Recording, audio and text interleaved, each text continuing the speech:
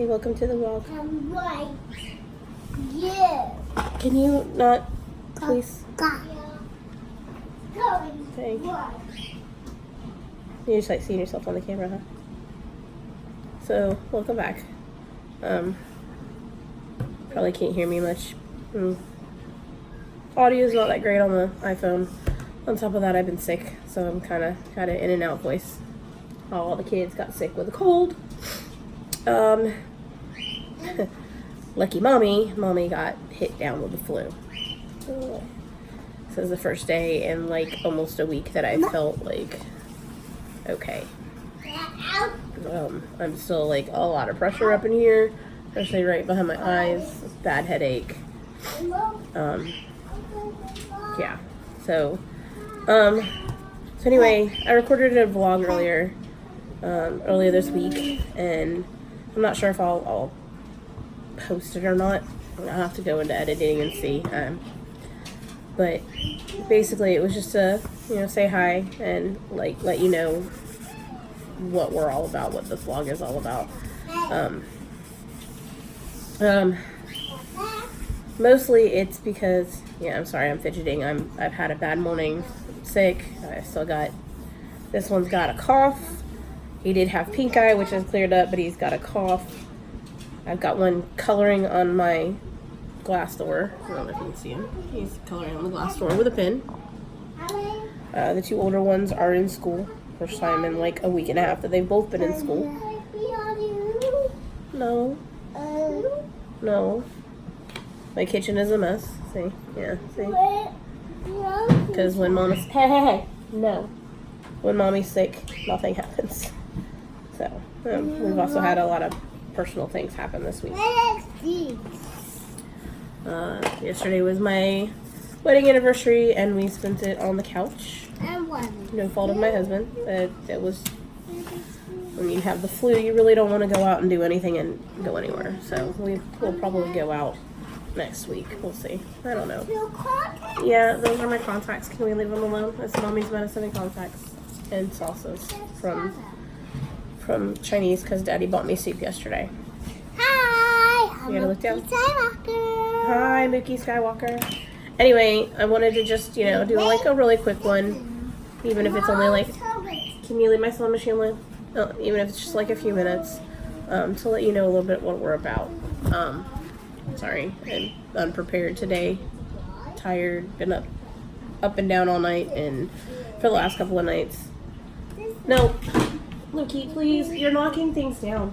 See, I told you I'd be real, and I wouldn't like edit out all of it bad, the mess. We're capturing mess and magic. If you don't capture the mess, then it doesn't make the magic that much magical. On top of that, you give people stuff to strive to that it's unreachable. So I think I've always wanted to be relatable on here. And my goal is to show you what it's like. We have 5 kids, all boys.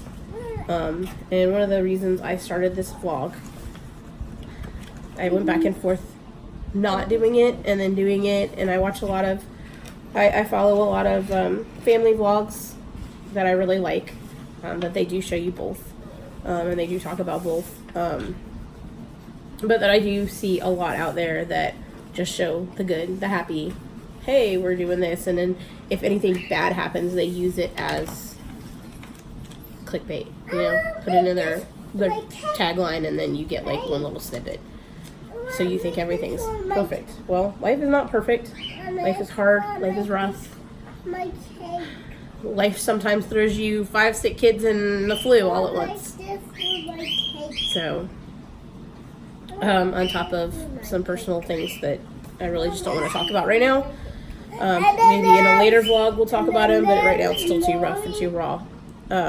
So anyway, relatability. There's other moms out there that struggle and they don't see anybody like them, so they think they're alone. And I was one of those moms for a long time. With each one of my children, with the exception of the last 2, I went back to work fairly early. My first 2, I was back to work within 2 weeks of having them, out of necessity. And then Liam, number 3, I was back to work probably about 6 weeks. I went back right after 6 weeks. We had some health issues with him. He was an emergency C-section and pretty traumatic, but situations required me to go back to work immediately. We didn't have the finances for me to stay home. So yeah. And then with Lucas and Matthew, I did get the full 8 weeks. Some vacation. Well, it's not a vacation. People say, "Oh, maternity leave is a vacation time." It's not vacation. It's really not. You're taking care of yourself. You're taking care of children, and it's not vacation. It really isn't. And going back after 8 weeks is just way too much to begin with. But with my last one, with all of them, other than maybe 2 of them, I did suffer with postpartum depression. I've been lucky to have a pretty good support system to help deal with that, whether it be my doctors, and with Liam, it was my midwife. She was really awesome. She helped recognize it beforehand before I even said anything, as well as, deal with it. And then my husband, of course, helped me deal with it as well. He's always been my rock. And so, are you pretending to eat the cookies in the cookbook? Lukey's looking at a cookbook, and Matthew's pretending to eat the cookies. Maybe we'll make some later. So, another thing with this one, this is my reason right here why I don't work anymore. We are eating cookies. This is my little koala bear. He was premature. I was 1 day shy of 37 weeks when they took him.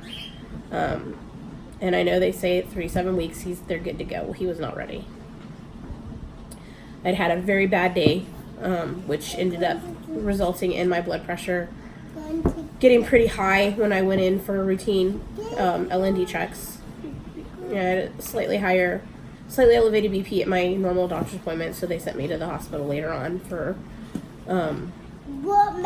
just regular preeclampsia checks. They have you lay in a bed for an hour on a monitor with both the baby and you, and then take some blood and just go through all that. Well, that day had been really rough to begin with. I'd been going through some things at work. I dealt with some issues there. I had also found out that morning that my stepmother had been rushed to the hospital with chest pains, and we didn't know what was going on. That was all the information I got. Didn't get any information other than that, so I'm worried about that. So my blood pressure was obviously it's going to be a little bit high. And then at the hospital, some things went down that shouldn't have gone down, that caused it to raise even more and not lower. One of the main things is they took readings when they were poking me. The nurse there couldn't find a vein. She couldn't get it for the life of her. She ended up blowing 2 veins in both of my arms before she even got enough, like just a trickle of blood to do the testing, and couldn't get an IV in. She didn't listen to us.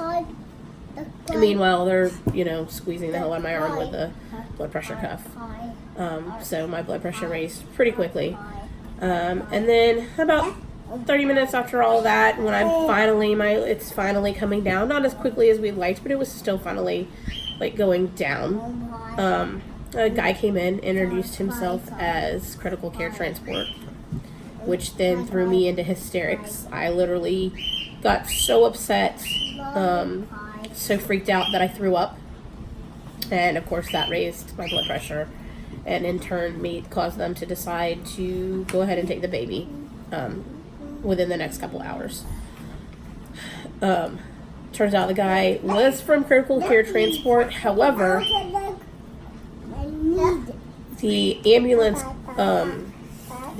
companies around here require them to do monthly clinicals where they have to go to the hospital or wherever and do clinical rounds just to keep up with all of it. And he was only there doing critical rounds. However, that's not how he introduced himself.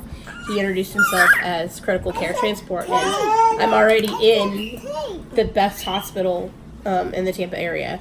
I've already in the one with the best NICU. So when you telling me your critical care transport, my initial thought is, oh my God, am I really that sick? Where am I going? What's going to happen? And then my thoughts go to my other 4 kids who are at home and with a babysitter going, well, what am I going to do about them?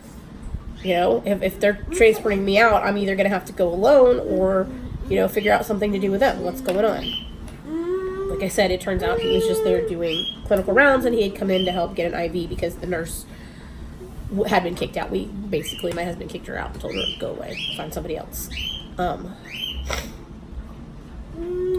So I struggled a lot. Please don't write in the book. No. I struggled a lot having him. C-section he was my 3rd C-section. What are you doing? I don't know. He's been sick, and so he's been goofy too. C-section went. Ow! No bite. Ouchie! Look, you hurt Mama. Ouchie! No bite. C-section went well. The doctor was, thorough and fast and easy. Stop, please. However, afterwards, this little one had a lot of issues. I pretty much didn't see him for his first 24 hours of life. He was in and out, being rushed to the nursery quite a bit. Fluid in his lungs, wasn't breathing correctly, had a gurgling sound. And then day 3, we were in the hospital for about 4 days. Day 3, Matthew, sit up. He was extremely jaundiced. And his bilirubins were extremely high, so they put him under the lights. You don't color in that book. That's a reading book. That's not a coloring book. Do you want a paper? Here. You can make a list of what cookies you want to make. Anyway, I struggled a lot with him afterwards. I dealt with postpartum depression, of course. And once you've dealt with it one time, you're more than likely going to have it multiple times after that, which is what it is. Again, I have a great support system. But I also dealt with something new this time, and something I didn't know anything about until I was dealing with it. I dealt with postpartum anxiety. It was actually so bad that I would not leave the house. For 8.5 weeks, I could not leave the house unless my husband was with me. And it didn't matter if I had the kids or not, I just could not. And even when I did go out for those 8 weeks, it was generally to go to the doctor's office, take Matthew in for his checkup, and come right back. Or run to the grocery store real quick and come right back. And even in the grocery store, the anxiety was just crippling. Like, I could not, if my husband walked 10 feet away from me, I felt full-on panic mode. My mind would race to, what if this person tries to touch the baby? What if they try to take the baby? What if they try to hit, just all sorts of crazy what ifs. So then, fast track to just after the baby was born. He was born at the end of the school year, so I have the kids home for summer. And I felt really bad because we had theme park tickets. That's the recipe. We had annual passes to a local theme park, and we didn't use them one time while I was on maternity leave, not once, because the anxiety was so crippling. Again, I could not leave the house. Like, I could not physically get myself and the kids into the car. And if I did, it would be like, nope, I can't do this. Let everybody out. Let's go back in the house. Luckily, my older kids, they kind of understood, and they did help out a lot. In the house, I was fine. I had no issues. My only issue was thinking about going back to work. And when I started thinking about, oh my God, I go back to work in 2 weeks. Oh my God, I go back to work in, a couple of days. It would be so bad that, what are you doing? Hey, don't ride the dog. Leave the dog alone. It would be so bad that I would just end up in tears for hours, because of the thoughts of what if. I was breastfeeding at the time, and the job I had was not conducive to breastfeeding or pumping. Matthew, we call him affectionately, we call him my little koala bear. it's funny because before he was born, when we first found out, I found a little koala bear in a thrift store, and I loved it, and I like, we have to have this for him. And it's kind of stuck. He's been my koala bear ever since. There's only one recipe, baby. They're just in 2 pieces. Can you not lose it? Because that's something I want to make in the next couple of days. We affectionately call him my little koala bear. He clings. He does not want anybody but Mama. He doesn't want Daddy. He doesn't want Grandpa. And he doesn't want Grandma when they come down. He does not want any. His only other solace is his oldest brother, Mommy or Nene. And even then, Nene can only suffice for so long. He wants Mommy. If I go to the store and do not take him with me, there are days where he cries the entire time. Doesn't matter that I left him with his older brother or left him with his dad. He will cry and cry and cry. There are days when if I go outside to walk the dog, he goes nuts. He'll stand at the door and cry. Even though he can see me, he just has a fit, and he needs Mama. Always Mama. Now, that doesn't mean he's not affectionate to other people. He does give Daddy hugs and kisses and loves, but he needs Mama. And I think part of it was he wasn't ready to come. So, going back to work, dealing with the anxiety and the depression, I actually went back to work, and in the first few weeks back, I had a lot of breakdowns. A lot of times where I locked myself in my office and would just cry. I would cry. I would tell my number 2 to, hey, I need you to handle things out here for a minute. I need to go deal with something in the office. And I would lock myself in there and I would cry.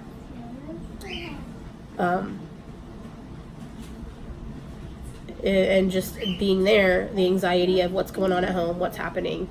Is Matthew okay? Are the other kids okay? Like, it was bad. And I'm telling you right now, Matthew he's 17 months old now, and I still deal with anxiety. It's not as crippling. I can leave the house. I can go out on my own and go shopping, which I tend to do because that's my sane time. You know, my oldest gets home from school and I say, all right, I'll be back in 30 minutes, and I run around the corner and go get groceries or whatnot just to have some breathing time. Otherwise, I don't get out of the house.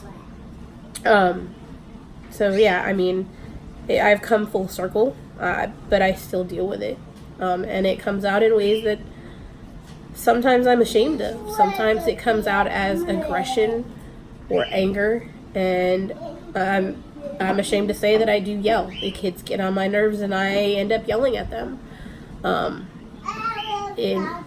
I do always apologize. I think that's always important. You need to apologize and explain to them so they do understand. They've also gotten to where at least my older ones can recognize some of my warning signs, going, hey, you know, Mom's getting a little overwhelmed. We need to do this or we need to do that, or hey, Mom, why don't you go lay down for a minute and I've got the kids, or why don't you go do this and we'll go play. So that helps a lot. But for the mamas out there that do struggle with it, that are in the midst of looking to go back to work, or you just had the baby, it's real. It can be crippling, but I want you to know that you're not alone. You're not. And it does get better. It gets better. The worst thing you can do, however, is to keep it bottled up inside. Out of the trash can. Do not keep it bottled up inside. I'm telling you right now, if I had kept it bottled up, it would have consumed me, and we probably wouldn't be having this conversation today. Would I have ever hurt my kids? Absolutely not. No, not in any way, shape, or form. I've never had an ill thought towards them. I've never thought, well, my life would be better without them. Kids, and this is my opinion, kids do not ruin your life, ever. Do they complicate it? Yes, absolutely. Do they change it? Yes. Do they make it harder? Yes. But there's so much more than that. So much more. Hey. Like right now, this one, my number 4, or he's in the trash. That's just one of his quirks. He keeps me on my toes. But again, he didn't not ruin my life. It's made it different. He's made it harder, but he's also made it fuller. If you could just connect with your child and see life through their eyes, then you know why. Then you understand everything. Oh my God, life is so much better with kids. And I'm not saying if you are on the fence and don't ever want kids, don't force yourself. It's not for everybody. But if somebody's telling you, if you just found out that you're going to have kids and you're being told that, oh my God, you've ruined your life, don't listen to them. It's full of crock. Kids never, ever, ever ruin your life. They complicate it. They make it hard. But they also fill it full of greatness. Full of wonder and excitement and love that no one can ever explain to you and never ever give you but that child. When that little bitty hand reaches up and touches your face and goes, Mommy, it's okay, I love you, you'll understand everything. So you're not alone, okay? Ever. Not a lot of people talk about it. Not enough people talk about it. It falls under the stigma of mental illness. A lot of people are scared that if they do talk about it, their kids will get taken away. And there have been instances where they have. That's one of the reasons I've always been very leery of talking about it. But again, I have a support staff that has recognized stuff in me and go, hey, this is not you, what's going on? Hey, I have people that I trust that I can talk to.